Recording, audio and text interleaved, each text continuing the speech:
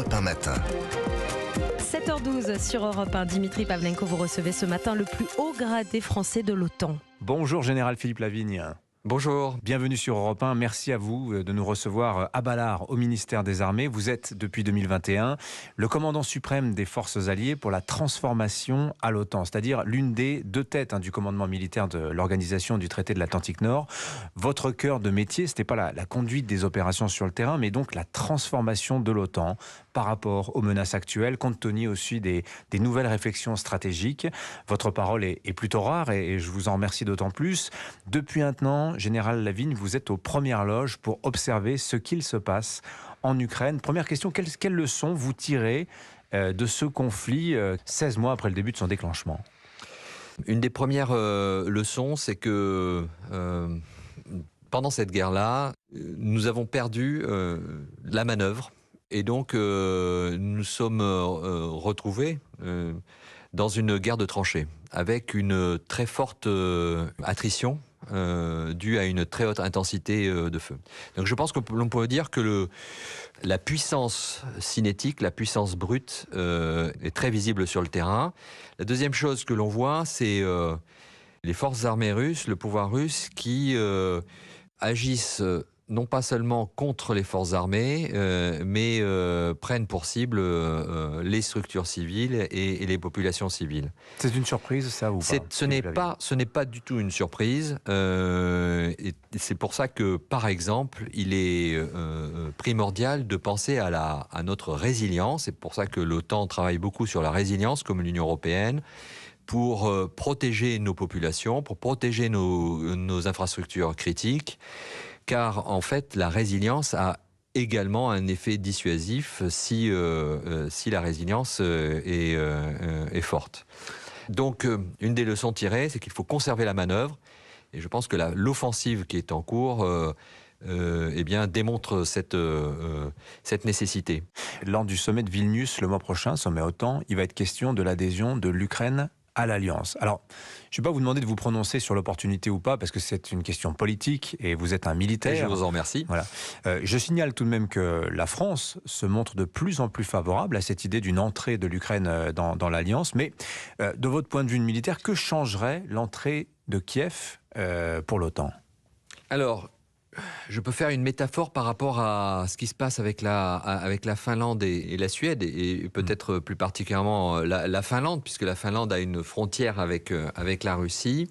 On a un processus qui est un processus politique et un processus d'intégration militaire où l'on travaille sur notamment l'interopérabilité, la capacité du nouvel entrant ou du futur nouvel entrant à s'intégrer avec les forces des pays membres, à pouvoir, je dirais, ensemble, d'abord partager la charge de cette défense collective, et pas que seulement sur une partie, car je vous rappelle que l'Alliance a une approche 360, mais également de pouvoir être plus fort ensemble. Ça s'appelle l'interopérabilité.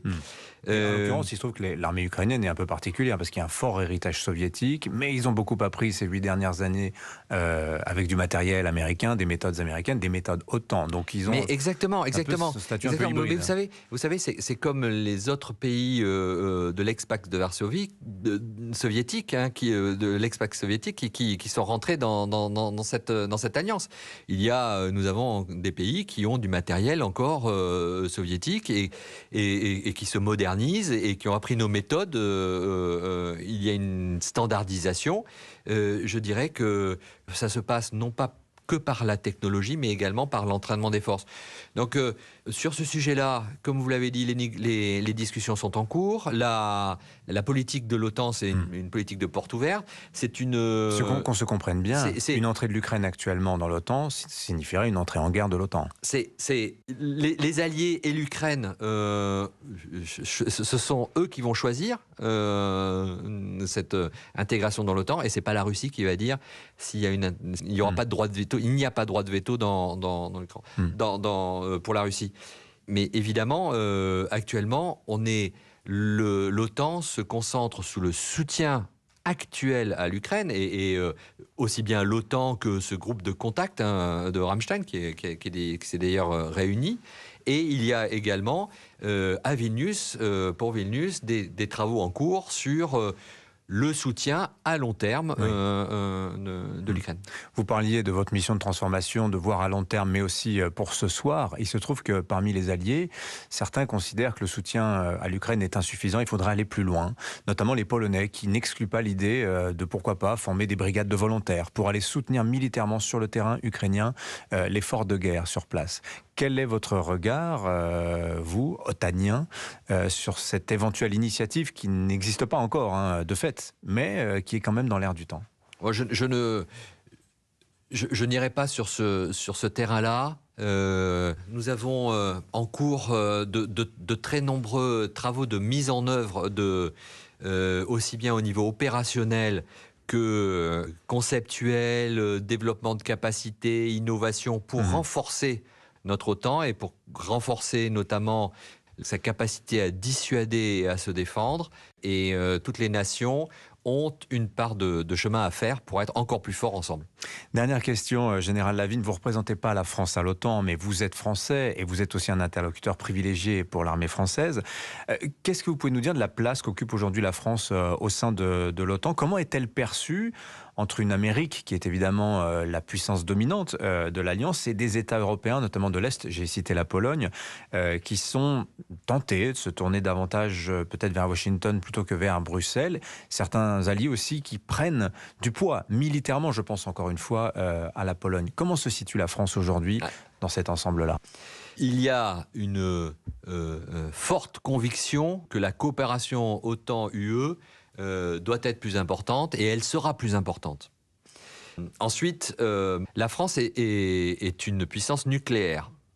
Et donc, elle a un statut particulier, une crédibilité particulière, une importance particulière dans cette alliance. Les forces armées françaises sont crédibles. Et cette crédibilité, elle se démontre aussi par notre capacité à innover, notre capacité à prendre en compte le cyber.